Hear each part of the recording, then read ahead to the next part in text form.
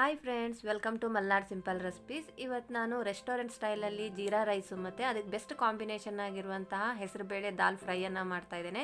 ಬನ್ನಿ ಹಾಗಿದ್ರೆ ಟೇಸ್ಟಿಯಾಗಿರುವಂಥ ಜೀರಾ ರೈಸು ಮತ್ತು ದಾಲ್ ಫ್ರೈಯನ್ನು ಯಾವ ರೀತಿ ಮಾಡೋದು ಅಂತ ನೋಡ್ಕೊಂಬರೋಣ. ಅದಕ್ಕಿಂತ ಮುಂಚೆ ನಮ್ಮ ಚಾನಲನ್ನು ಸಬ್ಸ್ಕ್ರೈಬ್ ಮಾಡ್ಕೊಳ್ಳಿಲ್ಲ ಅಂದರೆ ಪ್ಲೀಸ್ ಸಬ್ಸ್ಕ್ರೈಬ್ ಮಾಡ್ಕೊಳ್ಳಿ. ಪಕ್ಕದಲ್ಲಿರುವಂಥ ಬೆಲ್ ಬಟನನ್ನು ಕ್ಲಿಕ್ ಮಾಡಿ. ದಾಲ್ ಫ್ರೈ ಮಾಡೋದಕ್ಕಿಲ್ಲಿ ನಾನು 1 ಕಪ್ಪಷ್ಟು ಹೆಸರುಬೇಳೆಯನ್ನು ಕ್ಲೀನಾಗಿ ತೊಳೆದು ನೆನೆಸಿಟ್ಕೊಂಡಿದ್ದೆ. ನೆನೆಸಿಟ್ಕೊಂಡಿರುವಂಥ ಹೆಸರುಬೇಳೆ, ಕಟ್ ಮಾಡಿ ಇಟ್ಕೊಂಡಿರುವಂಥ 1 ಈರುಳ್ಳಿ, ಕಟ್ ಮಾಡಿ ಇಟ್ಕೊಂಡಿರುವಂಥ 4 ಹಸಿಮೆಣಸಿನಕಾಯಿ, 1 ಟೊಮೆಟೊ, 1/4 ಟೇಬಲ್ ಸ್ಪೂನಷ್ಟು ಅರಿಶಿನದ ಪುಡಿ, ಅರ್ಧ ಟೇಬಲ್ ಸ್ಪೂನಷ್ಟು ಧನಿಯಾ ಪುಡಿಯನ್ನು ಹಾಕೋದ್ರಿಂದ ದಾಲ್ದ ಟೇಸ್ಟ್ ಏನಿದೆ ಅಲ್ಲ ತುಂಬ ಅಂದರೆ ತುಂಬಾ ಚೆನ್ನಾಗಿರುತ್ತೆ. ಇದಕ್ಕೆ ಇವಾಗ ನಾವು ನೀರನ್ನು ಹಾಕ್ಕೋಬೇಕು. ನೀರು ಜಾಸ್ತಿ ಹಾಕೋಬಾರ್ದು. ದಾಲ್ ಏನಿದೆ ಅಲ್ಲ ಗಟ್ಟಿಯಾಗಿ ಇರಬೇಕು, ನೀರಾಗಿರಬಾರ್ದು.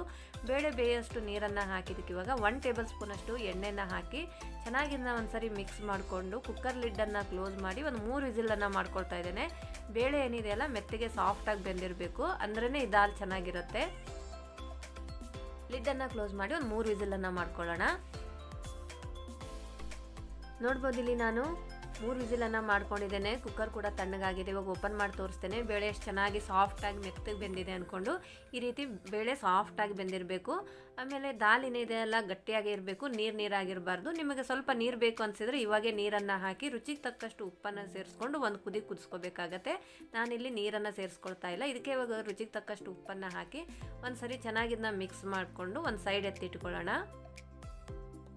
ಇವಾಗ ಒಂದು ಒಗ್ಗರಣೆಯನ್ನು ಮಾಡ್ಕೊಳ್ಳೋದಕ್ಕೆ ನಾನು ಸ್ಟವ್ ಮೇಲೆ ಒಂದು ತವಾನ ಇಟ್ಕೊಂಡು 5 ರಿಂದ 6 ಟೇಬಲ್ ಸ್ಪೂನಷ್ಟು ಎಣ್ಣೆಯನ್ನು ಹಾಕ್ಕೊಳ್ತಾ ಇದ್ದೇನೆ. ಎಣ್ಣೆ ಬಿಸಿ ಆದ ತಕ್ಷಣ 1 ಟೇಬಲ್ ಸ್ಪೂನಷ್ಟು ಜೀರಿಗೆ, ಅರ್ಧ ಟೇಬಲ್ ಸ್ಪೂನಷ್ಟು ಸಾಸಿವೆ, 1/4 ಟೇಬಲ್ ಸ್ಪೂನಷ್ಟು ಇಂಗು,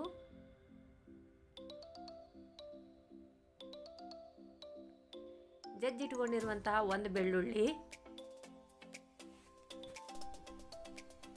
ಕಟ್ ಮಾಡಿ ಇಟ್ಕೊಂಡಿರುವಂಥ 2 ಒಣಮೆಣಸಿನ್ಕಾಯನ್ನು ಹಾಕಿ ಬೆಳ್ಳುಳ್ಳಿದು ಹಸಿ ವಾಸನೆ ಹೋಗೋ ರೀತಿ ಚೆನ್ನಾಗಿ ಇದನ್ನು ಲೋ ಫ್ಲೇಮಲ್ಲಿ ಒಂದ್ಸರಿ ಚೆನ್ನಾಗಿ ಮಿಕ್ಸ್ ಮಾಡ್ಕೋಬೇಕು.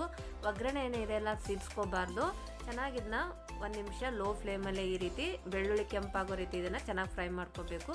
ಇದಕ್ಕೆ ಇವಾಗ ನಾನು ಕಟ್ ಮಾಡಿ ಇಟ್ಕೊಂಡಿರುವಂಥ 2 ಹಸಿಮೆಣಸಿನಕಾಯಿ, ಕರಿಬೇವಿನ ಸೊಪ್ಪು, ಸ್ವಲ್ಪ ಇದಕ್ಕೆ ಕೊತ್ತಂಬರಿ ಸೊಪ್ಪನ್ನು ಹಾಕ್ಕೊಂಡು ಚೆನ್ನಾಗಿ ಇದನ್ನು ಮಿಕ್ಸ್ ಮಾಡ್ಕೊಳ್ತೇನೆ.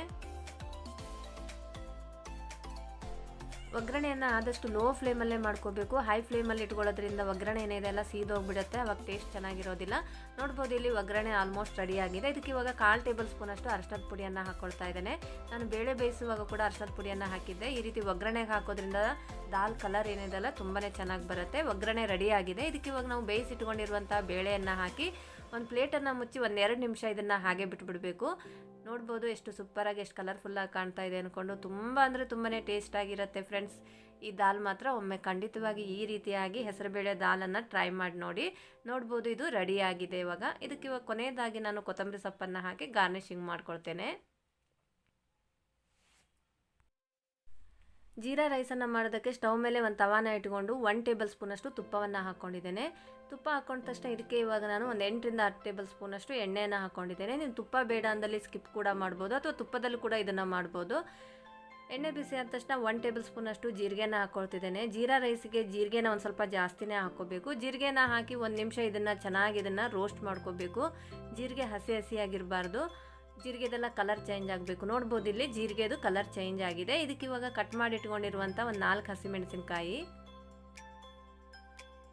7 ರಿಂದ 8 ಗೋಡಂಬಿಯನ್ನು ಹಾಕ್ಕೊಳ್ತಾ ಇದ್ದೇನೆ. ಇದಕ್ಕೆ ಇವಾಗ 2 ಕಡ್ಡಿಯಷ್ಟು ಕರಿಬೇವನ್ನು ಹಾಕ್ಕೊಂಡು 2 ನಿಮಿಷ ಇದನ್ನು ಲೋ ಫ್ಲೇಮಲ್ಲಿ ಚೆನ್ನಾಗಿ ಫ್ರೈ ಮಾಡ್ಕೋಬೇಕು.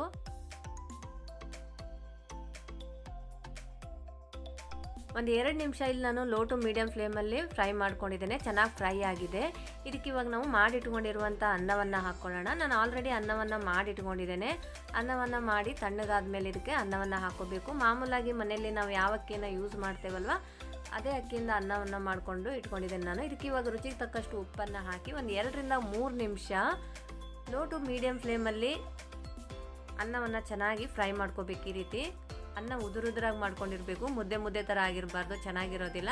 ಚೆನ್ನಾಗಿ ಇದನ್ನು 2 ನಿಮಿಷ ಫ್ರೈ ಮಾಡಿಕೊಂಡ್ರೆ ಟೇಸ್ಟಿಯಾಗಿರುವಂತಹ ಜೀರಾ ರೈಸ್ ರೆಡಿ ಆಯಿತು. ನೋಡ್ಬೋದು ಎಷ್ಟು ಸೂಪರಾಗಿ ಕಲರ್ಫುಲ್ಲಾಗಿ ಕಾಣ್ತಾ ಇದೆ ಅಂದ್ಕೊಂಡು. ಇದು ಕೊನೆಯದಾಗಿ ನಾನು ಕೊತ್ತಂಬರಿ ಸೊಪ್ಪನ್ನು ಹಾಕ್ಕೊಳ್ತಿದ್ದೇನೆ. ಇದು ಆಪ್ಷನಲ್ಲು, ಬೇಡ ಅಂದಲೇ ಸ್ಕಿಪ್ ಕೂಡ ಮಾಡ್ಬೋದು. ಇದನ್ನ ಇವಾಗ ನಾನು ಒಂದು ಪ್ಲೇಟಿಗೆ ಸರ್ವ್ ಮಾಡ್ತಿದ್ದೇನೆ. ನೋಡ್ಬೋದು ಎಷ್ಟು ಚೆನ್ನಾಗಾಗಿದೆ ಅಂದ್ಕೊಂಡು. ಕೇವಲ ಒಂದು 5 ನಿಮಿಷದಲ್ಲಿ ಫಟಾಫಟ್ ಅಂದ್ಕೊಂಡು ಈ ಜೀರಾ ರೈಸನ್ನು ಮಾಡ್ಕೊಬೋದು ಫ್ರೆಂಡ್ಸ್. ತುಂಬ ಅಂದರೆ ತುಂಬಾ ಚೆನ್ನಾಗಿರುತ್ತೆ. ಅದೇ ರೀತಿ ದಾಲ್ ಕೂಡ ಅಷ್ಟೇ ಸೂಪರಾಗಿದೆ. ಒಮ್ಮೆ ಖಂಡಿತವಾಗಿ ಈ ರೀತಿಯಾಗಿ ಜೀರಾ ರೈಸ್ ಮತ್ತು ದಾಲ್ ಫ್ರೈಯನ್ನು ಟ್ರೈ ಮಾಡಿ ನೋಡಿ, ತುಂಬಾ ಚೆನ್ನಾಗಾಗಿದೆ.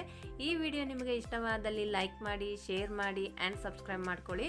ನಿಮ್ಮ ಅನಿಸಿಕೆಯನ್ನು ಕಮೆಂಟ್ಸಲ್ಲಿ ತಿಳಿಸಿ. ಪ್ಲೀಸ್ ಸಪೋರ್ಟ್ ಮಾಡಿ. Thanks for watching.